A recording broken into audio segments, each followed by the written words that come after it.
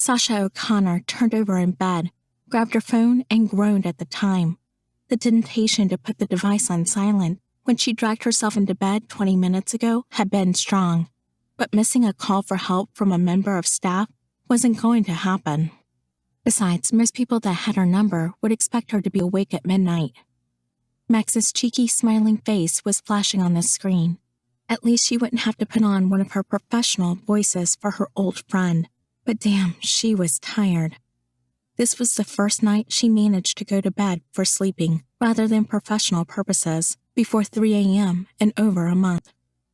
Max Knowles was probably the only person on the planet, other than his half-sister Missy, who truly knew and understood her.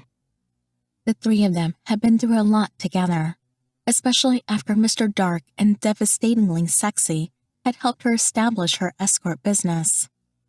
"Your arse better be on fire," she mumbled into the handset.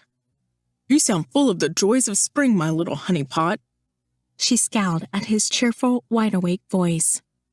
"Sue me, I was sleeping." "Shit, did I disturb anyone?"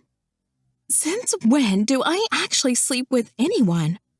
I'm at home, alone, in my Hello Kitty nightshirt, catching up on some shut-eye." "You really should slow down a bit. You're not a teenager anymore." Like I need to be told that. "I can still run rings around you, Granddad. I happen to be a victim of my own success. Too many clients and not enough staff. The daft cows keep insisting on falling in love and taking up monogamy." "Never could work that one out either. But listen, I might be able to help on the staff front." She sat up, no longer sleepy. Max appointed a few girls in her direction over the years. Even though he wasn't active in the business anymore, he still slept with a hell of a lot of women. "Spit it out, lover boy. Don't tease."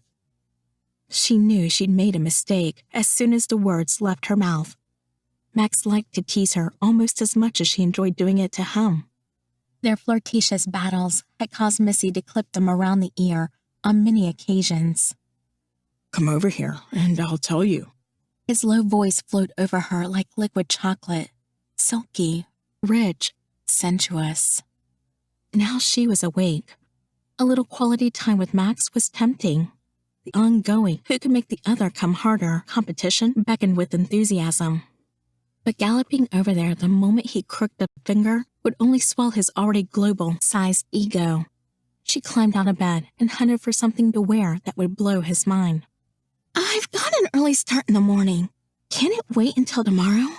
I'm free in the afternoon," she said, crossing her fingers he wouldn't agree to a rain check. "I'll pay you." Sasha's jaw dropped. Max had never, ever offered to pay. "Did that pique your interest, my little honeypot?" There was a definite smile in his voice. The smugette knew that would get to her, but two could play the teasing game. She was as much of an expert as he was. "It piqued something, that's for sure." She looked down at her nipples that were now noticeable under her wonderfully comfortable, unironic navy nightshirt with a cartoon kitten on the front. Maybe he's not the only one going to be paying. Sneaky bugger, she thought with a smile.